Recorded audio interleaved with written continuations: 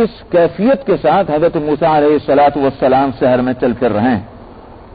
فَإِذَا الَّذِي اسْتَنصَرَهُ بِالْأَمْسِ يَسْتَصْرِخُ، تو کل جس نے مدد چاہی تھی موسیٰ علیہ السلام نے، وہ چیخ پڑا. یستصرخ، موسیٰ علیہ السلام کو چیخ کر پکارا، بچاؤ بچاؤ بچاؤ. کل اس کو بچایا تھا، آج پھر وہی چیخ رہا ہے. قال له موسیٰ انک لغوی مبین.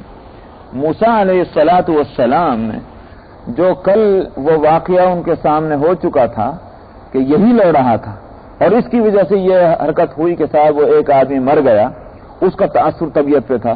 آج دیکھا کہ پھر یہ لڑ رہا، ہو نہ ہو فساد اسی میں ہے. یہ شخص کل بھی لڑ رہا تھا، آج بھی لڑ رہا، یہ آج بھی کوئی گل کھلائے گا.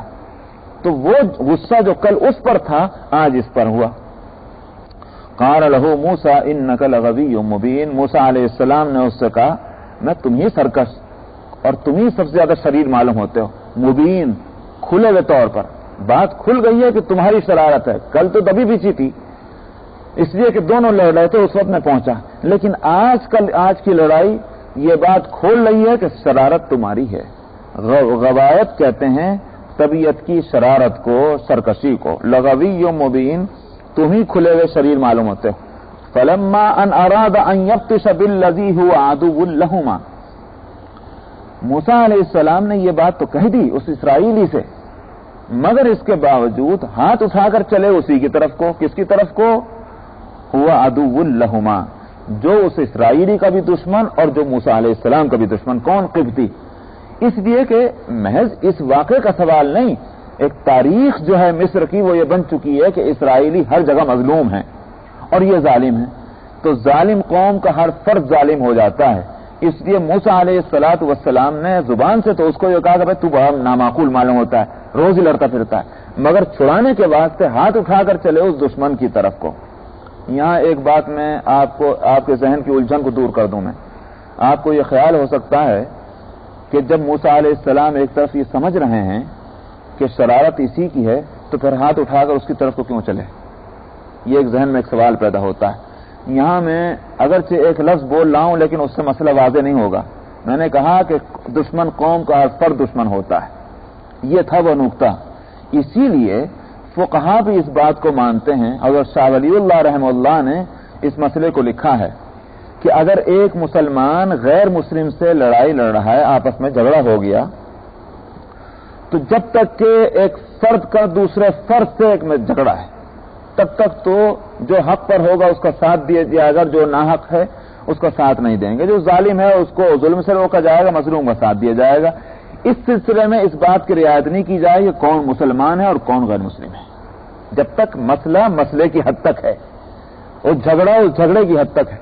اور جب یہ جھگڑا یہ رنگ اختیار کر لے کہ یہ مسلمان ہے اور میں غیر مسلمان ہوں، مثلا سمجھ میں آیا، مسلمان اور غیر مسلمان کا رنگ اختیار کر لے جائے وہ جھگڑا وہ مثال کے طور پر پراپرٹی کا جھگڑا ہے، روپیے کے لین دین کا جھگڑا ہے. تو جب تک کہ محض یہ جھگڑا روپے کے لین دین کا ہے، پراپرٹی کا ہے، تب تک تو جو ظالم ہے اس کو ظلم سے روکیں گے، مظلوم کا ساتھ دیں گے. یہ جھگڑا اگر رنگ یہ اختیار کر لے کہ یہ مسلمان ہے اور یہ غیر مسلمان ہے، مذہب کی بات اس بیچ میں آ جائے، تو شاہ ولی اللہ رحمہ اللہ نے لکھا کہ پھر واجب ہے مسلمانوں کے ذمے کہ مسلمان کا ساتھ دیں. پھر یہ نہیں دیکھیں گے کہ کون حق پر ہے کون ناحق پر. کیوں؟ اس لیے کہ رنگ جھگڑے کا جو ہے بدل چکا ہے. سمجھ میں آیا؟ اب وہ بات نہیں رہی، اب بات دوسری پیدا ہو گئی. اب مسلمان کا ساتھ دینا مسلمان کے ذمہ ہو گیا.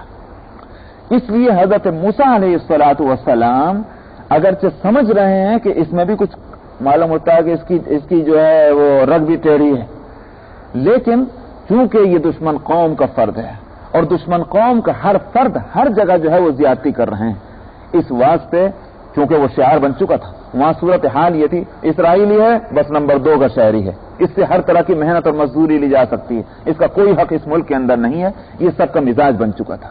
تو چونکہ وہاں قومی مسئلہ ہر موقع پر آ جاتا تھا سامنے، اس لیے موسیٰ علیہ الصلوۃ والسلام نے زبان سے تو اس کو کہا کہ تو بڑا شریر معلوم ہوتا ہے، مگر ہاتھ اٹھا کر چلے اسی کی طرف کہ جو ظالم قوم کا ایک فرد تھا. تو مسئلہ کلیئر ہو گیا ہوگا. ٹھیک ہے، کوئی بات نہیں، آپ مہمان ہیں. رسول اللہ صلی اللہ علیہ وسلم جی آسان سمجھنا نہیں کہ اگر تمہارا بھائی غلطی کا بھی ہو اس میں اس کے ساتھ آپ یاد ہو حدیث اس سے تعلق مجھے وہ حدیث میں دیکھنی یاد نہیں، مجھے معلوم نہیں، آپ نے کہیں دیکھی ہوئی ہے؟ ٹھیک ہے، ہو سکتا ہے میں نے نہیں دیکھا.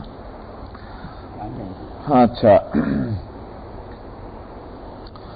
تو فلما ان اراد ان یبطش بالذی هو عدو لهما، پھر جب ارادہ کیا حضرت موسیٰ نے کہ ہاتھ یبطش، بطش کہتے ہیں مضبوطی سے کسی کو ہاتھ سے پکڑنا، کہ مضبوطی سے پکڑیں اس شخص کو کہ جو دشمن ہے ان دونوں کا، موسیٰ علیہ السلام کا بھی اور اس اسرائیلی کا بھی. اور یہاں دیکھیے قرآن شریف کا عجیب کمال ہے، اسی واسطے عدو لہ نہیں فرمایا، عدو لہما. حالانکہ موسیٰ علیہ السلام کا تو اس فرد سے کوئی جھگڑا نہیں اس وقت، لیکن عدو لہما کہنے کے معنی یہ ہے کہ مسئلہ قومیت کا ہے، اس لیے موسیٰ کا بھی دشمن ہے یہ شخص اور اس شخص کا بھی دشمن ہے جس سے وہ جھگڑ رہا ہے. اس سے مسئلہ واضح ہوا، عدو لہما. قال یا موسیٰ اتريد ان تقتلنی کما قتلت نفسا بالامس، وہ اوچھی طبیعت کا تھا، وہ اسرائیلی، وہ چھلک گیا. وہ جو ہاتھ آگے کو بڑھا کر چلے تو چونکہ موسیٰ علیہ السلام زبان سے اس کو ڈانٹ چکے تھے اور ادھر ہاتھ بڑھا کر جو چلے تو موسیٰ علیہ السلام کی نیت تو تھی اس کو پکڑنے کی قبطی کو، مگر وہ جو تھا اسرائیلی وہ کیا سمجھا، ارے کل اس نے دوسرے کو مارا آج مجھے مارنے آ رہا ہے. تو یہ غلط فہمی اس کو ہوئی. تو اس نے یہ کہا کہ اے موسیٰ کیا تو یہ ارادہ کیے ہوئے ہے کہ آج مجھے قتل کرے جیسا کہ قتل کر دیا کل ایک آدمی کو.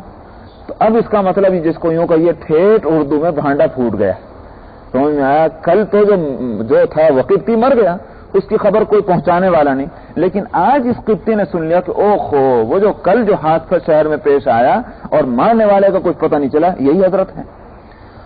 تو کما قتلت نفسا بالامس ان تريد الا ان تكون جبارا في الارض. یہاں ایک اردو کا ٹھیٹ ترجمہ کروں میں، آپ نے ایک لفظ سنا ہوگا وہ بڑا دھونس دیتا پھرتا ہے. دھونس کے معنی جانتے ہیں آپ؟ یہ لفظ کہیں استعمال ہوتا ہے حیدرآباد میں، دھونس پٹا دیتا ہے. ہاں ڈھاگ، یہ وہ ٹھیک بات ہے. اگر اس لفظ کا صحیح اگر مفہوم سمجھنا چاہیں آپ تو وہی ہے ان تريد الا ان تكون جبارا في الارض. کیا آپ یہ چاہتے ہیں کہ آپ ہی کی دھاگ بیٹھتی رہے دنیا زمین کے اندر، آپ دھونس جماتے پھریں؟ سمجھا، جہاں دیکھا اس کو مار دیا، جہاں دیکھا اس کو مار دیا. تو آج مجھے قتل کرنے کے واسطے آ رہے ہیں جیسے کل ایک آدمی کو قتل کر دیا. تو دھونس جماتے پھرتے ہیں. یہ ہے جبارن کا ٹھیٹ ترجمہ. وما تريد ان تكون من المصلحين. حالانکہ آپ کو کیا کرنا چاہیے، اصلاح حال کرنی چاہیے. تو معلوم ہوتا ہے کہ آپ بیچ میں جو آتے ہیں وہ اصلاح حال کے واسطے نہیں آتے، مصلح بن کر نہیں آتے، آپ اپنے دھونس جمانا چاہتے ہیں. تو کل جب اس کو مارا تب نہیں بولا، اب یہ ہاتھ جو بڑھتے ہوئے دیکھا تو یہ سمجھ کر کے مجھے ماریں گے تو کھٹ سے اس طرح کے الفاظ بول رہا ہے. تو اب بات یہ تو یہیں رک گئی، کیا ہوا کیا نہیں ہوا، دونوں جو الگ الگ ہو گئے. لیکن اس دشمن قوم کے ایک فرد کو بات ہاتھ لگ گئی. کل کا واقعہ جو ہے اس کا ذمہ داری یہ شخص ہے. وہ خوشی سے پھولا نہیں اور بھاگا چلا گیا بتانے کے واسطے، مخبری کرنے کے لیے کہ کل کا قاتل پکڑا گیا. وجاء رجل من اقصى المدينة يسعى. اب ظاہر بات ہے قاتل کا پتہ چل جائے تو شہر میں کیا کچھ نہ ہو رہا ہوگا، ہر کارے دوڑ پڑے، پولیس جو ہے وہ دوڑ پڑی، کدھر ہے وہ قاتل، کہاں ہے، پکڑو پکڑو پکڑو. یہ سب وارنٹ جاری ہو چکا. اتنے میں ایک آدمی آیا. وجاء رجل من اقصى المدينة يسعى. آیا ایک آدمی شہر کے کنارے سے. جیسا آپ نے دیکھا ہوگا کہ عمال حکومت، ارباب حکومت شہر کے وسط میں نہیں رہتے کہ جہاں ہر وقت گھما چوکڑی ہو.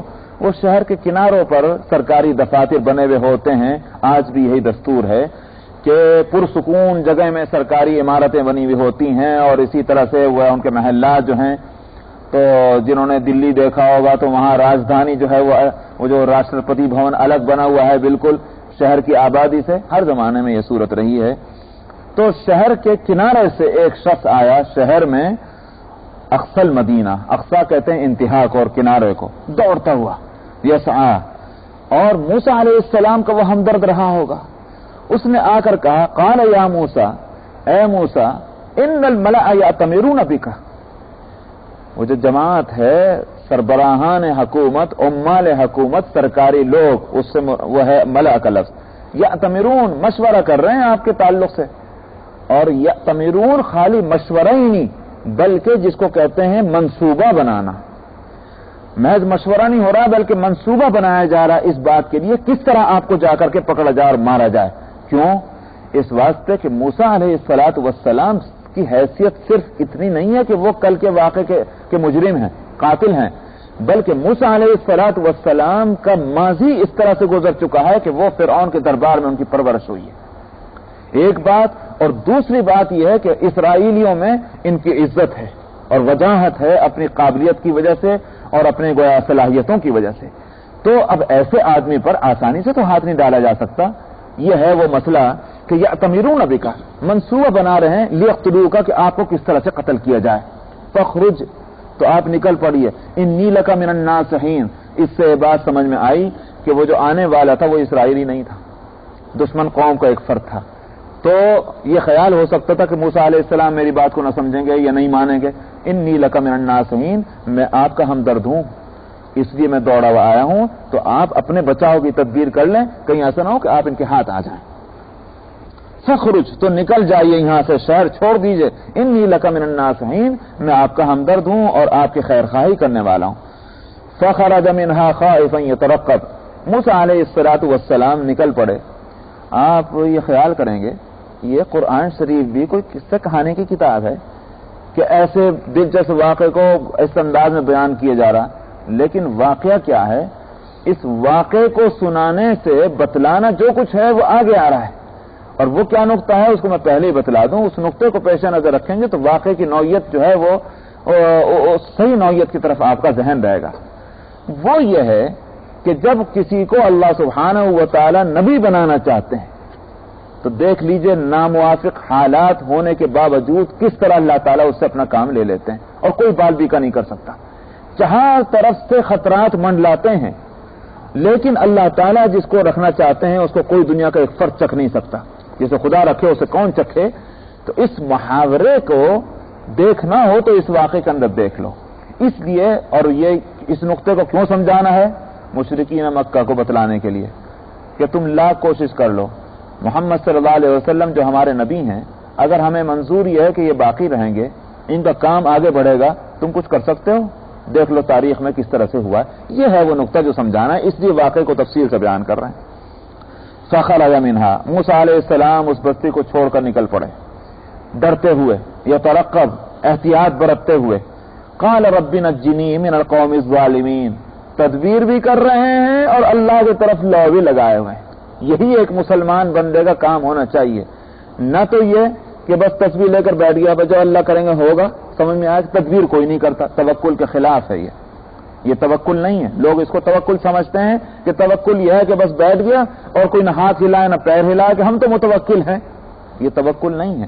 توکل یہ ہے کہ تدبیر کرو اور تدبیر کے ساتھ اللہ کی طرف لو لگا لو کہ اے اللہ میاں جو میں کر سکتا تھا وہ انتظام میں نے کر لیا، باقی اس انتظام کے اندر خیر اور خوبی کا ہونا یہ آپ کی طرف سے ہے. اسی واسطے نبی کریم صلی اللہ علیہ وسلم نے فرمایا تھا کہ توکل کے معنی یہ نہیں ہے کہ اونٹ کو کھلا چھوڑ دو کہ اگر میرے مقدر میں ہوگا تو میرے پاس رہے گا، اللہ پہ بھروسہ کر رہا ہوں، اور نہیں ہے تو میں باندھ کے بھی رکھوں تو یہ جا سکتا ہے. فرمایا کہ توکل یہ ہے کہ اونٹ کو رسی سے باندھ کر، جو کیا کہتے ہیں وہ کھونٹا کہتے ہیں جس میں اس کو باندھا جاتا ہے، وہ جو زمین میں گاڑ دیتے ہیں نا، اس میں رسی باندھ دیتے ہیں نکیل اس کی. فرمایا کہ اس کو باندھ دو اور اس کے بعد اللہ پر بھروسہ کرو. تو یہ ہے توکل. تو موسیٰ علیہ السلام تدبیر کیا اختیار کر رہے ہیں؟ یترقب، پوری احتیاط کے ساتھ وہ شہر سے نکل رہے ہیں. کوئی مجھے دیکھ تو نہیں رہا، کوئی پکڑنے تو نہیں آ رہا، لیکن اللہ کی طرف سے غافل بھی نہیں. تو کافر جو ہے، غیر مسلم یا فاسق، وہ صرف اپنی تدبیروں پر اعتماد کرتا ہے، اور ایک مومن جو ہے وہ اپنی تدبیروں کے ساتھ اصل میں اللہ کے فیصلے پر اعتماد کرتا ہے، مگر تدبیر بھی کرتا ہے. کیوں؟ وجہ اس کی تدبیر کی کیوں ہے؟ تدبیر سے دراصل بندگی کا اظہار ہوتا ہے. سمجھ میں آیا؟ آدمی تدبیر نہ کرے تو کہ ہوں میرا تو اللہ میاں سے تعلق ہے اور اللہ میاں پر فرض ہے کہ میری احتیاط کریں، یہ بندگی کے شان کے خلاف ہے. بندگی یہ ہے کہ اللہ نے مجھے ایسا عاجز بنایا کہ میں گویا ایک چیمٹی کا پر بھی نہیں اکھاڑ سکتا، میرے اندر تو اتنی کمزوریاں ہیں، میں ایک چیز کا محتاج ہوں اور چیزوں کا بھی محتاج ہوں جو اللہ نے بنائی، اور اللہ کے ارادے اور فیصلے کا بھی محتاج ہوں۔ تو ایک مومن کی شان یہ ہونی چاہیے۔ تو دعا کیا کی حضرت موسیٰ علیہ السلام نے کہ پروردگار مجھے ظالم قوم سے نجات دے دیجئے، موقع کے مناسب دعا تھی، تو دعا بھی کرتے جا رہے ہیں اور تدبیر بھی کرتے جا رہے ہیں۔ وَلَمَّا تَوَجَّهَ تِلْقَاءَ مَدْيَنَ قَالَ عَسَىٰ رَبِّي أَن يَهْدِيَنِي سَوَاءَ السَّبِيلِ، اور جب وہ مدین کی طرف متوجہ ہو گئے، یعنی متوجہ ہونے کے معنی یہ ہے کہ اس راستے پر لگ لیے کہ جو مصر کی حدود ختم ہو کر کے اور مدین کی حدود دوسرے ملک کی حدود شروع ہو چکی ہیں اور اس پر پہنچ چکے ہیں حضرت موسیٰ علیہ السلام، گویا ابھی تک مدین نہیں پہنچے لیکن اس کے حدود میں داخل ہو رہے ہیں، اب مصر کی حدود ختم ہو چکی، تو اب ذرا تھوڑا سا چین ملا موسیٰ علیہ السلام کو۔ قال عسى ربی ان يهديني سواء السبيل، امید ہے کہ میرا رب مجھے سیدھے راستے کی ایک ایسا راستہ کہ جس میں مجھے چین اور سکھ مل جائے گا، ایسے راستے کی میری رہنمائی فرما دیں گے میرا رب۔ کیوں؟ وہاں سے تو نکل آیا، اگرچہ ابھی دنیا جو ہے بالکل نامعلوم پڑی ہوئی ہے، کوئی ایسی جگہ نہیں ہے کہ جس کے بارے میں یہ معلوم ہو کہ مجھ کو کہاں جانا ہے اور مجھ کو کہاں پہنچنا ہے، کہاں میرا انتظام ہے، منزل نامعلوم ہے، مگر اس طرح سے دشمن قوم کی سرزمین سے خیریت کے ساتھ نکل آنا یہ اس بات کی علامت بن چکا ہے کہ اللہ تعالیٰ میرا خیر ہی چاہ رہے ہیں۔ وَلَمَّا وَرَدَ مَاءَ مَدْيَنَ وَجَدَ عَلَيْهِ أُمَّةً مِّنَ النَّاسِ يَسْقُونَ، اب دیکھیے گویا یوں سمجھیے کہ موسیٰ علیہ السلام وطن سے بے وطن ہو چکے ہیں، وطن کے اندر حالات کیا ہیں، وطن کی سرزمین تنگ ہو چکی ہے، وہاں ایک دن کے لیے بھی نہیں ٹھہر سکتے تھے ورنہ اور خطرات میں گھر جاتے، غیر ملک میں پہنچے ہیں جو اجنبی جگہ ہے، اب یہاں کون ان کا ہاتھ پکڑنے والا، کون ان کی دستگیری کرنے والا ہے، کس طرح سے ان کے شب و روز یہاں گزریں گے اجنبی ملک کے اندر۔ اب یہاں سے وہ مسئلہ شروع ہوتا ہے کہ دیکھو ہمارا انتظام، وہاں اس ملک میں ہم نے کس طرح سے ان کی پرورش کرائی، پھر دیکھو کس طرح سے ان کو خطرات میں ہم نے ڈالا، کس طرح وہ خطرات سے نکال کر لے چلے، اجنبی ملک میں ہم ان کے لیے کیا انتظام کرنے جا رہے ہیں۔ وَلَمَّا وَرَدَ مَاءَ مَدْيَنَ، جب پہنچے حضرت موسیٰ علیہ السلام مدین کے کنویں پر جہاں سے پانی لوگ لیتے، ماء مدین، مدین کے پانی پر پہنچے، مدین ایک شہر ہے، وَجَدَ عَلَيْهِ أُمَّةً، تو وہاں ایک جماعت کو پایا موسیٰ علیہ السلام نے اس پانی کے اوپر، یسقون، جو پانی کھینچ رہے تھے، یسقا یسقی کے معنی آتے ہیں سیراب کرنے کے، تو پانی کھینچ رہے تھے، جانوروں کو پانی پلا رہے تھے، اپنے لیے پانی بھر رہے تھے، یہ سب صورت۔ وَوَجَدَ مِن دُونِهِمْ امْرَأَتَيْنِ تَذُودَانِ، لوگ پانی کھینچ رہے ہیں، بکریوں کو پانی پلا رہے ہیں، لیکن دو لڑکیوں کو دیکھا کہ وہ لوگوں کے پیچھے کھڑے ہوئے ہیں، تذودان، اور اپنی بکریوں کو جو ہیں وہ گھیرے ہوئے کھڑی ہیں، آگے نہیں بڑھنے دینا چاہ رہی ہیں، ان کو سنبھالے کھڑی ہوئی ہیں اس طرح سے، اور بڑے بچاؤ کے ساتھ احتیاط سے پیچھے کھڑی ہوئی دبی بھیچی۔ موسیٰ علیہ السلام نے جو یہ تماشا دیکھا کہ مرد جو ہیں جوان وہ پانی بھر رہے، اس کو اپنے جانوروں کو پلا رہے، یہ بیچاری دو عورتیں دبی بھیچی اس طرح پیچھے کھڑی ہوئی ہیں، ان کا کھڑے ہونے کا انداز یہ بتلا رہا تھا کہ یہ کچھ کر نہیں پا رہی ہیں۔ موسیٰ علیہ السلام نے جو یہ دیکھا، انہوں نے کہا اوہو، جس ظلم کا مقابلہ کرتے کرتے میں یہاں آیا، اسی ظلم کا تماشا یہاں دیکھنے کو مل رہا ہے کہ یہ بیچاری لڑکیاں ہیں، عورتیں ہیں، چونکہ کمزور ہیں، بیچاری دبی ہوئی پیچھے کھڑی ہیں، یہ مرد جو ہیں یہ قوت والے ہیں، یہ جو ہیں یہ اپنا پانی کھینچ رہے ہیں اور جانوروں کو پلا رہے ہیں، اس کا نمبر کب آئے گا؟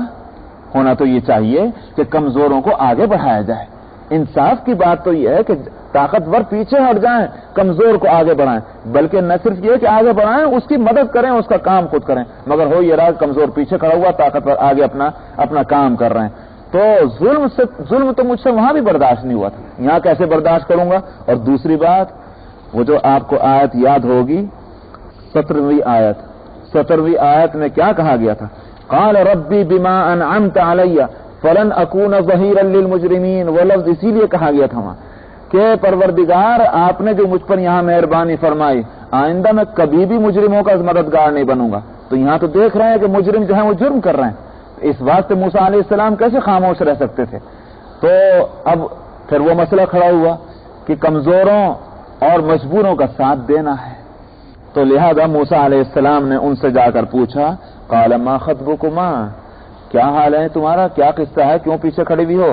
قالتا لا نسقی حتی یصدر الرعاء وابونا شیخ کبیر، قصہ یہ ہے کہ ہم اس وقت تک نہیں پانی پلاتے اپنے جانوروں کو جب تک کہ یہ چرواہے جو ہیں بکریاں چرانے والے یہ نہ ہٹ جائیں، ان سے جگہ جب خالی ہو جاتی ہے، اور وہ آپ کو ہندوستان میں یاد ہوگا جو کنویں ہوتے ہیں عام جگہوں میں، سرکاری کنویں ہوتے ہیں، ان کے برابر میں ایک چھوٹی سی حوض بنائی جاتی تھی، اور وہ اس لیے کہ چلتے پھرتے جانور جو ہیں اس میں پانی پی لیا کریں، تو کھینچ کر پانی اس میں ڈال دیا، جانوروں نے پانی پیا، کچھ بچا ہوا اس میں رہ گیا، وہ نقشہ ذہن میں ہونا چاہیے، بہت پرانا طریقہ ہے۔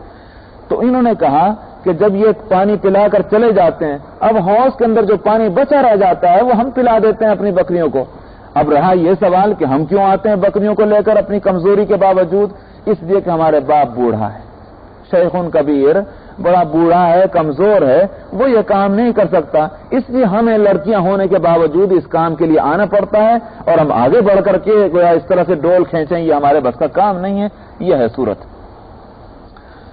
فسقا لہما، موسیٰ علیہ السلام نے کہا کہ اچھا، تو یہاں تو صرف مختصر اتنا ہے کہ انہوں نے ان کے لیے پانی کھینچا اور پانی پلا دیا ان کے بکریوں کو، ان کے جانوروں کو، لیکن جو بائبل کے اندر اگر آپ پڑھیں تو اس کے اندر واقعے کو زیادہ تفصیل سے اس طرح بیان کیا کہ موسیٰ علیہ السلام نے آگے بڑھے، اور آگے بڑھنے کے بعد ان کو ایک ہاتھ ادھر اور ایک ہاتھ ادھر، وہ جو دیکھا انہوں نے کہا کہ بھئی یہ کون شخص ہے، اس سے تو مقابلہ بڑا مشکل ہے، سب نے ان کو راستہ دے دیا، سب پیچھے ہٹ گئے، سہم گئے، اور ان کو گویا کام کرنے دیا جو کچھ کر رہے ہیں۔ یہ تفصیل بائبل میں ہے، واللہ عالم، چونکہ یہاں اس سے اس واقعے کا جو ایک اصل نقطہ ہے اس سے اس کا کوئی تعلق نہیں، اگر صحیح بھی ہو تو قرآن شریف اس کو بیان نہیں کر رہا جو بے ضرورت چیز ہے۔ فسقا لہما، موسیٰ علیہ السلام نے ان کا کام کر دیا، ان کے جانوروں کو پانی پلا دیا، بات ختم ہو گئی۔ موسیٰ علیہ السلام کو کیا لینا اور کیا دینا۔ ثم تولی الی الظل، اب اجنبی ملک، اپنے ملک سے اس طرح سے آئے ہیں، اجنبی ملک میں آئے، کوئی کھانے کو کچھ نہیں ہے، پینے کو کچھ نہیں ہے، اب کیا کریں، کہاں جائیں؟ ادھر یہ واقعہ پیش آ گیا، پانی کھینچ کر ان کو پلا دیا، کچھ اس کی تھکن، گرمی کا وقت، سائے میں جا کر بیٹھ گئے۔ ثم تولی الی الظل، پیچھے ہٹے موسیٰ علیہ السلام سائے کی طرف، درخت کے سائے میں جا کر بیٹھ گئے۔ فقال رب انی لما انزلت الی من خیر فقیر، اللہ کی طرف لو لگائی، اے اللہ میری طرف جو بھی خیر آپ اتاریں میں تو اس کا بڑا ہی محتاج ہوں۔ مطلب یہ ہے کہ خیر کی امید آپ سے ہے، مگر مجھے بھی آپ مستغنی نہ سمجھیں اس خیر سے، میں آپ کی طرف سے آنے والی خیر کا بڑا ضرورت مند اور حاجت مند ہوں، مطلب یہ ہے کہ خیر جو ہے وہ اتار دیجیے۔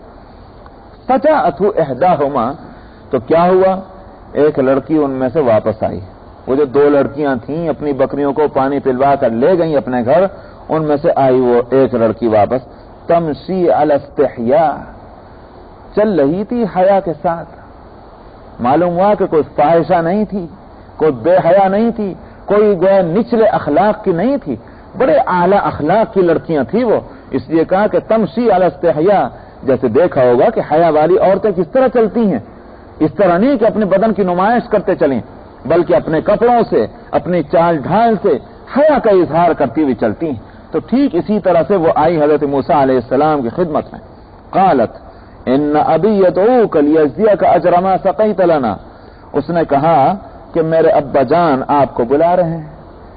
کیوں بلا رہے ہیں؟ لیجزیک اجر ما سقیت لنا، تاکہ آپ نے جو کچھ ہمارے ساتھ مدد کی ہے اور آپ نے بکریوں کو پانی پلایا ہے، اس کے یہ بطور گویا معاوضے کے آپ کو کچھ عطا فرمائیں، اس لیے آپ کو بلا رہے ہیں۔ فلما جاءه وقص عليه القصص، موسیٰ علیہ السلام ساتھ ہو لیے۔ مفسرین لکھتے ہیں کہ موسیٰ علیہ السلام نے یہ انتظام کیا، اگر اللہ سبحانہ و تعالی اس عورت کا اخلاق دے رہے ہیں کہ وہ کیسی با اخلاق تھی کہ حیا اور شرم کے ساتھ چل رہی، تو موسیٰ علیہ السلام میں بھی تو کچھ شرم حیا ہوگی، تو موسیٰ علیہ السلام بھی تو کوئی تدبیر کریں گے۔ تو موسیٰ علیہ السلام نے کیا کیا؟ کہا کہ اچھی بات ہے، میں چلنے کو تیار ہوں، مگر تم آگے مت چلنا، میں آگے چلوں گا۔ کیوں؟ اس لیے کہ غیر محرم عورت کے پیچھے چلے، اس کی چال ڈھال کو دیکھنا بھی تو یہی حیا کے خلاف ہے، اس لیے موسیٰ علیہ السلام نے اس کو کہا کہ تو پیچھے چلنا اور کنکری مار مار کر راستے سے کی رہنمائی کرتے رہنا. مثلاً کہیں گلی میں مڑ رہا ہے کوئی راستہ، کنکری مار کر اس طرح کہہ دینا کہ میں ادھر کو جا رہا ہوں. تو ایسا انتظام موسیٰ علیہ السلام نے کیا. تو ایک طرف وہ حیادار عورت ہے اور ادھر نبی وقت. فلما جاءه وقص عليه القصص، جب موسیٰ علیہ السلام اس لڑکی کے ابا جان کے پاس پہنچے اور ان پر واقعہ سنایا. کیا واقعہ سنایا؟ جو کچھ ان پر گزری. بھائی پوچھا ہوگا کون ہے بھائی آپ، کہاں سے آئے ہیں، کیا قصہ ہے کیا؟ تو سارا واقعہ موسیٰ علیہ السلام نے سنایا کہ میں مصر کا رہنے والا ہوں، اور اپنی زندگی کی پوری تفصیل انہوں نے سنائی. وہ ساری تفصیل سن کر کے ان بڑے میاں نے کہا قال لا تخف، خوف نہ کرو، اب ڈرو نہیں. اس ملک سے نکل کے آ چکے، اچھے لوگوں میں آ چکے، پہنچ چکے، اب ڈر کی کوئی بات نہیں. نجوت من القوم الظالمین، ظالم قوم سے تم نے نجات پا لی، اب ڈر کی کوئی وجہ نہیں. یہ کون ہے بوڑھے میاں؟ جب سورہ طٰہٰ کے اندر یہ واقعہ تھا وہاں بھی میں نے بتلایا تھا. بعض لوگوں کا خیال یہ ہے کہ یہ حضرت شعیب علیہ السلام ہے، لیکن میں نے کہا کہ ایک رائے ہے، کوئی اس کے لیے دلیل ایسی کہ جس کو یوں کہا جائے کہ متعین طور پر یہ بات ہو کہ شعیب علیہ السلام ہے، ایسی کوئی مضبوط دلیل نہیں ہے. بس ایک رائے ہے، اور اس رائے کی بنیاد کا ہے وہ بھی معلوم نہیں. مورخین کچھ کہتے ہیں کہ شعیب علیہ السلام ہے، کچھ کہتے ہیں کہ نہیں، شعیب علیہ السلام کی ایمان لانے والوں میں ہیں. واللہ عالم، قرآن شریف اس کو نہیں کھولتا. قالت احداهما یا ابت استاجر ان خیر من استاجرت القوی الامین. دیکھیے بائبل میں جو واقعہ یہ آیا ہے اس سے معلوم ہوتا ہے کہ بڑی ہی البیلی قسم کی، چلبیلی قسم کی یہ لڑکیاں ہیں، اور ان کا اخلاق اور کردار کچھ بھی نہیں ہے. بائبل نے اس واقعے کو جس طرح سے بیان کیا، چنانچہ یہاں تک یہ ہے کہ موسیٰ علیہ السلام کو یہ لڑکیاں لبھانے کی فکر میں لگ گئیں، اس چکر میں لگ گئیں کہ موسیٰ علیہ السلام ہم سے شادی کر لیں، ہم سے شادی کر لیں، ہم سے شادی کر لیں. ہر ایک بند سنور کر کے موسیٰ علیہ السلام کے پاس آ رہا ہے. یہ تو ہے بائبل کا نقشہ. قرآن کیا نقشہ پیش کرتا ہے؟ بڑی حیا والی تھی، سمجھ میں آیا، اور کسی طرح سے بھی بے حیائی اور بد اخلاقی کا اظہار نہیں ہو رہا. یہاں بھی کیا صورت ہے؟ قالت احداہما، ان دونوں میں سے ایک نے کہا ابا جان ان کو کام پر لگا لیجئے اپنے یہاں. مطلب یہ ہے کہ ان کو اپنے یہاں ایک جس کو کہتے ہیں ہائر کر لینا، ان کو اپنے یہاں ہائر کر لیجئے کام کے واسطے. کیوں؟ ان خیر من استاجرت القوی الامین، اس واسطے کہ جس کو آپ ہائر کریں گے یہ مضبوط بھی ہے اور امانت دار بھی ہے. اور ظاہر ہے کسی کو اگر آپ کوئی کام سپرد کریں، کوئی ملازمت دیں، تو آپ کو دو ہی چیزیں دیکھنی پڑتی ہیں. ایک تو یہ کہ جس کام کے لیے آپ ہائر کر رہے ہیں اس کام کی صلاحیت اس میں ہونی چاہیے. لکھنے پڑھنے کی کام ہے تو لکھا پڑھا ہونا چاہیے. محنت مزدوری والا کام ہے تو تندرست ہونا چاہیے. محنت مزدوری والا کام، بوجھ اٹھانے والا کام ہو، اور کسی کمزور بیچارے ہڈیاں جس کی ہل رہی ہوں اس کو آپ رکھیں گے؟ ظاہر ہے کہ نہیں رکھیں گے، کیونکہ محنت اور مزدوری مشقت کا کام ہے تو تندرست آدمی کو رکھا جاتا ہے. تو ایک بات تو یہ ہے کہ اس کام کی اہلیت اس میں ہونی چاہیے، اور دوسری بات کیا ہے؟ امانت دار ہو. امانت دار ہونے کے معنی صرف یہی نہیں کہ پیسے روپیے کے اندر امانت دار ہو، ہر چیز کے اندر امانت داری شرط ہے. روپیے پیسے ہی کا تعلق نہیں. مثلا آپ نے کسی کو ایسا کام دے دیا کہ جس میں روپے کا لین دین تو نہیں مگر سامان ڈھونے کا کام ہے، آپ کہیں اس میں کیا امانت داری دیکھنی؟ غلط، اس میں بھی امانت داری دیکھنی ہوگی. ورنہ اگر بے ایمان قسم کا آدمی ہوگا، خائن قسم کا، آپ جہاں گھر پہنچے آپ نے ادھر کو نظر ہٹائی، کام چھوڑے بیٹھا ہوا ہے، تو یہ بھی تو امانت کے خلاف ہے. امانت ایک وصف ہے، وہ اگر وصف کسی کے اندر موجود ہو، اوقات کے اعتبار سے بھی وہ امین ہوگا، روپیے پیسے کے اعتبار سے بھی امین ہوگا، بات کے اعتبار سے بھی امین ہوگا، رازوں کے اعتبار سے بھی امین، سارے معاملات میں امانت داری ہوگی. تو ملازم کی ملازمت جو ہے وہ اسی وقت تک کامیاب ہے جب اس کے اندر دو چیزیں پائی جائیں. ایک تو یہ کہ کام کی صلاحیت، اور دوسرے امانت کا وصف. موسیٰ علیہ السلام میں دونوں باتیں بخوبی موجود ہیں. تو بیٹی نے کہا کہ چونکہ ان میں یہ دو باتیں ہیں اس لیے ان سے بہتر کون ہو سکتا ہے اس کام کے لیے کہ آپ ان کو ہائر کریں. تو کیسے سمجھا تھا انہوں نے؟ مفسرین کہتے ہیں کہ ان کے والد نے پوچھا تم نے کیسے سمجھا کہ ان کے اندر یہ دو باتیں؟ تو بیٹی نے وہ بتلا دیا تھا کہ مضبوط ہونا ان کا، کام کی صلاحیت ان کے اندر ہونا، وہ تو ہم نے دیکھ لیا کہ پانی جو انہوں نے پلایا بکریوں کو، تو وہ ڈول جو کئی آدمیوں سے پانی کا نہیں کھینچتا، تھک تھک جاتے ہیں، ان حضرت نے تنا نے کھینچ دیا، تو مضبوط تو یہ ہیں، اور کوئی ان کے مقابلے پر آ کے نہ جم سکا، ورنہ رات دن وہاں لڑائی بجا کرتی ہے، ہم دیکھتے ہیں تماشا ہر دن، لیکن ان کے سامنے سب کی سیٹی گم ہو گئی۔ کبھی تو یہ ہیں، اور امین ہونا یہ اس لیے کہ جس طرح سے یہ ہم سے آگے چل کر آئے، اور جو انتظام چلنے کا انہوں نے یہاں تک آنے کا کیا، وہ بتلاتا ہے کہ معاملات میں امانت دار ہیں۔ سمجھ میں آیا؟ وہاں کون دیکھ رہا تھا راستے میں، لیکن یہ کہ راستہ چلنے کا جو انتظام انہوں نے کیا، اس سے معلوم ہوتا ہے کہ یہ امانت دار ہیں، اس لیے ان سے بہتر کوئی آدمی نہیں ہوگا۔ تو دیکھیے یہ ہے قرآن کا انداز، اس سے معلوم ہوتا ہے کہ لڑکی نہ صرف یہ کہ بااخلاق ہے بلکہ دماغ کی بھی بڑی اونچی ہے، یہ بات اس سے سامنے آتی۔ قال انی اريد ان انکحک احدی ابنتی هاتین علی ان تأجرنی 8 حجج۔ ان بڑے میاں نے کہا کہ موسیٰ علیہ السلام نے کہ میرا ارادہ یہ ہے کہ میں تمہارا نکاح کر دوں اپنی ان 2 لڑکیوں میں سے کسی ایک لڑکی کا، اور علی ان تأجرنی، اس بات پر کنڈیشن یہ ہوگی کہ تم مزدوری کرو گے میرے یہاں 8 سال۔ حجج حج کی جمع ہے، 8 حج مطلب 8 سال، سال میں ایک ہی مرتبہ حج ہوتا ہے نا، وہ مراد ہے۔ تو 8 سال تک تمہیں میرے یہاں مزدوری کرنی ہوگی۔ اس کا معنی ہے کہ یہ مہر ہوا، مہر مقرر کیا ہوا کہ 8 سال کام کرو، 8 سال کام کر لو گے تو تمہارے نکاح ہم کر دیں گے اپنی لڑکی سے۔ فَإِنْ أَتْمَمْتَ عَشْرًا فَمِنْ عِنْدِكَ، اور اگر تم 10 سال کر لو تو بھائی یہ تمہاری طرف سے ہوگا، ہمارا مطالبہ 8 سال کا ہے، 8 سال مزدوری کرو گے اپنی لڑکی کی تم سے شادی کر دیں گے۔ فَإِنْ أَتْمَمْتَ، اگر تم نے پورے کر دیے 10 تو وہ تمہاری طرف سے ہے۔ وَمَا أُرِيدُ أَنْ أَشُقَّ عَلَيْكَ، اور میں کوئی تم پر تنگی بھی نہیں کرنا چاہتا کہ نہیں 10 سال ہی کرنا پڑے گا، نہ اب اور نہ آئندہ، تمہیں پورا اختیار ہوگا اس 2 سال کے تعلق سے 8 سال کے بعد، تم چاہو تو پورا کرو، نہ چاہو تو نہ کرو۔ سَتَجِدُنِي إِنْ شَاءَ اللَّهُ مِنَ الصَّالِحِينَ، تم مجھے ضرور پاؤ گے اللہ نے چاہا نیک لوگوں میں سے۔ مطلب یہ کہ بد معاملہ تو میں ہوں گا نہیں، معاملے کا اچھا انشاءاللہ ہوں گا، اور تمہیں کسی طرح کی تکلیف بھی نہیں پہنچے گی، جو مجھ پر واجب ہے تمہاری دیکھ ریکھ کرنا وہ میں کرتا رہوں گا۔ قال ذلك بینی وبینک، یا یوں کہیے کہ من الصالحین، اس لیے بھی فرمایا کہ یہاں بات آ رہی رشتے ناطے کی، موسیٰ علیہ السلام سے شادی کرنی ہے بیٹی کی، بھئی کون ہیں آپ؟ من الصالحین کا لفظ لایا اس لیے کہ شادی کرنا، شادی جو رشتہ ہے یہ، اس رشتے میں ایک ہی چیز بطور اصل کے ہونی چاہیے، اور وہ ہے نیکوکاری۔ نیکی کی بنیاد پر یہ رشتہ قائم ہونا چاہیے، نہ مال کی بنیاد پر، نہ خوبصورتی کی بنیاد پر، نہ گوائیوں کا یہ خاندان کی بنیاد پر، نیکی کی بنیاد پر یہ شادی ہونی چاہیے۔ اس لیے وہ بڑے میاں کہہ رہے ہیں کہ مجھے پاؤ گے تم انشاءاللہ نیک، اور انشاءاللہ کا لفظ خود ان کی نیکی کو بتلا رہا ہے۔ ہم ٹھوک کرنے کہتے ہیں میں نیک ہوں، سمجھ میں آیا؟ ایسے لوگ مشکل ہی سے نیک ہوتے ہیں، جن کا بھروسہ اللہ پر ہو وہ یوں ہی کہتے ہیں ٹھیک ہے میں نیک ہوں گا انشاءاللہ، آگے چل کر کیا ہونے والا مجھے کیا معلوم۔ سب سے بڑی نیکی یہی ہے کہ اللہ پر بھروسہ ہو۔ تو رشتے ناطے کے لیے بنیاد نیکی ہونی چاہیے، اس لیے انہوں نے اس بات کا اعلان کیا کہ آپ پائیں گے مجھے اللہ نے چاہا تو نیکوں میں سے۔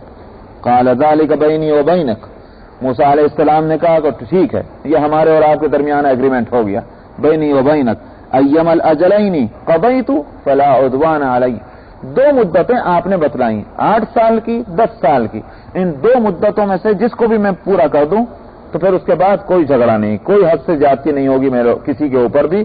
میں نے 8 سال پورے کر دیے تو ٹھیک، 10 سال پورے کر دیے تو ٹھیک، اب کوئی جھگڑے کی بات تو نہیں۔ واللہ علی ما نقول وکیل، یہ ایگریمنٹ جو ہمارے اور آپ کے درمیان ہو گیا، جو ہم بات کر رہے ہیں اللہ تعالیٰ اس کے ذمہ دار ہیں اور اس کے نگراں ہیں، بس اب معاملہ پکا ہو گیا۔ یہیں تک میں نے پڑھا تھا، انشاءاللہ باقی آئندہ۔ وآخر دعوانا الحمدللہ۔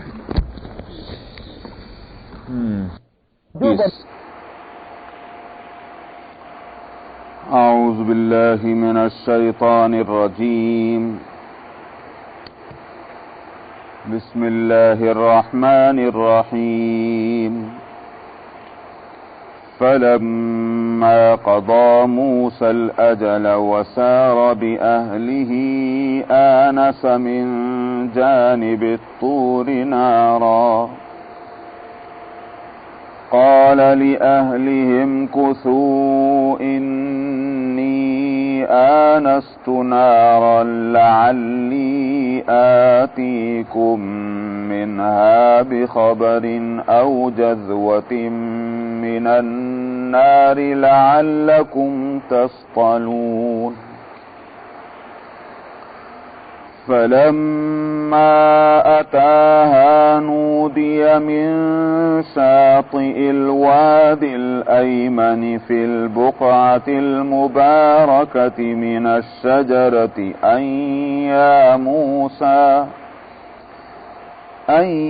يا موسى إني أنا الله رب العالمين وأن ألق عصاك فلما رآها تهتز كأنها جان ولا مدبرا ولم يعقب يا موسى أقبل ولا تخف إنك من الآمنين أسلك يدك في جيبك تخرج بيضاء من غير سوء واضمم إليك جناحك من الرهب فذلك برهانان من ربك إلى فرعون وملئه إنهم كانوا قوما فاسقين قال رب إني قتلت منهم نفسا فأخاف أن يقتلون وأخي هارون هو أفصح مني لسانا فأرسله معي يرد أن يصدقني إني أخاف أن يكذبون قال سنشد عضدك بأخيك ونجعل لكما سلطانا فلا يصلون إليكما بآياتنا أنتما ومن اتبعكما الغالبون فلما جاءهم موسى بآياتنا بينات قالوا ما هذا إلا سحر مفترى وما سمعنا بهذا في آبائنا الأولين وقال موسى ربي أعلم بمن جاء بالهدى من عنده ومن تكون له عاقبة الدار إنه لا يفلح الظالمون وقال فرعون يا أيها الملأ ما علمت لكم من إله غيري فأوقد لي يا هامان على الطين فاجعل لي صرحا لعلي أطلع إلى إله موسى وإني لأظنه من الكاذبين واستكبر هو وجنوده في الأرض بغير الحق وظنوا وظنوا أنهم إلينا لا يرجعون فأخذناه وجنوده فنبذناهم في اليم فانظر كيف كان عاقبة الظالمين وجعلناهم أئمة يدعون إلى النار ويوم القيامة لا ينصرون وأتبعناهم في هذه الدنيا لعنة ويوم القيامة هم من المقبوحين صدق الله العظيم.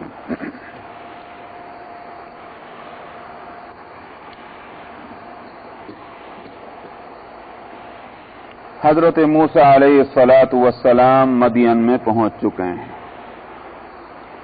اور وہاں جن دو لڑکیوں کی مدد کی تھی ان کے بکریوں کو پانی پلانے کے تعلق سے ان دو لڑکیوں کے والد صاحب کی طلب پر حضرت موسیٰ علیہ الصلاۃ والسلام ان کے گھر پر پہنچ گئے اور لڑکیوں کے مشورہ دینے پر ان دونوں میں سے ایک لڑکی کے مشورہ دینے پر والد صاحب نے حضرت موسیٰ علیہ السلام کو پیشکش کی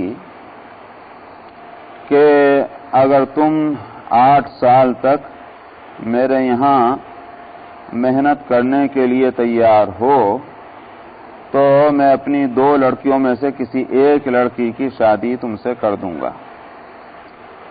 اگر 10 سال پورے کر دو تو یہ تمہاری طرف سے ہوگا. موسیٰ علیہ الصلاۃ والسلام نے اس بات کو مان لیا تھا. اس میں 2-3 باتیں ہیں جس کو میں پہلے بیان کر دوں، اس کے بعد آگے چلتا ہوں جہاں سے آج تلاوت کی ہے. ایک بات تو یہ ہے کہ حضرت موسیٰ علیہ السلام نے لڑکی کو متعین نہیں کیا. یہ کہا کہ 2 لڑکیوں میں سے ایک لڑکی کی شادی کر دوں گا. ایک بات تو یہ ہے، کیا اگر متعین نہ کیا جائے جس سے کہ نکاح کیا جانا ہے تو نکاح ہو سکتا ہے اس طرح، یا متعین کرنا ضروری ہے؟ نمبر 1 سوال. دوسرا سوال یہ ہے کہ انہوں نے فرمایا تھا کہ اعلی ان تأجرنی 8 حجج، کہ تم میری یا میرے کام کے تعلق سے اگر محنت اور مزدوری کرنے کو تیار ہو تو اس کے بدلے میں نکاح ہو جائے گا. سمجھا جا سکتا ہے کہ مراد اس سے مہر ہے. گویا یہ ان کی محنت جو ہے یہ مہر قرار پائے اس نکاح میں، جو ان کی نکاح جس لڑکی سے کیا جائے گا اس لڑکی کا مہر ہوگا. تو کیا علاوہ روپیے پیسے کے اور مال کے کوئی عمل اور محنت جو ہے اس کو مہر بنایا جا سکتا ہے؟ دوسرا سوال یہ ہے. اور تیسرا سوال یہ قائم ہوتا ہے کہ مہر کس کا حق ہے؟ جس سے نکاح کیا جائے اس عورت کا یا عورت کے گھر والوں کا؟ کس کا حق ہے؟ یہاں سے یہ بات سمجھ میں آ رہی ہے کہ وہ اپنا کام لے رہے ہیں. اس کا مطلب یہ ہے کہ لڑکی کا حق نہیں، لڑکی کے علاوہ اور لڑکی کے گھر والوں کا بھی حق ہو سکتا ہے. یہ تیسرا سوال ہے. اور چوتھا سوال یہ ہے کہ انہوں نے فرمایا کہ واللہ علی ما نقول وکیل. حضرت موسیٰ علیہ السلام نے یہ فرمایا کہ ہم جو کچھ بات کر رہے ہیں اس پر اللہ گواہ ہیں. تو کیا نکاح اس طرح ہو سکتا ہے کہ نکاح کرنے والا ہو مرد اور ایک لڑکی عورت وہاں ہو، لڑکی کا باپ ہو، اور یوں کہہ دے کہ بس اللہ کی گواہی کے ساتھ ہم نکاح کر رہے ہیں؟ کیا اس طرح نکاح ہو سکتا ہے؟ یہ چوتھا سوال ہے. تو ان 4 سوالوں کا جواب ہو جائے تو پھر ہم آگے بڑھتے ہیں. پہلی بات تو یہ ہے کہ یہ مجلس نکاح نہیں ہے بلکہ مجلس معاملہ ہے. حضرت موسیٰ علیہ السلام سے جو پیشکش کی جا رہی ہے کہ تم اگر اس معاملے کے لیے تیار ہو تو بات آگے بڑھے، یہ نہیں ہے کہ وہاں نکاح کیا جا رہا ہے۔ حضرت موسیٰ علیہ السلام اگر اصولی طور پر اس معاملے کے لیے تیار ہو جائیں تو پھر بے شک کوئی وقت مقرر کیا جائے گا کہ جو اس کا طریقہ نکاح کا ہے اس وقت اس طریقے کے مطابق نکاح ہوگا، لڑکی بھی متعین کی جائے گی اور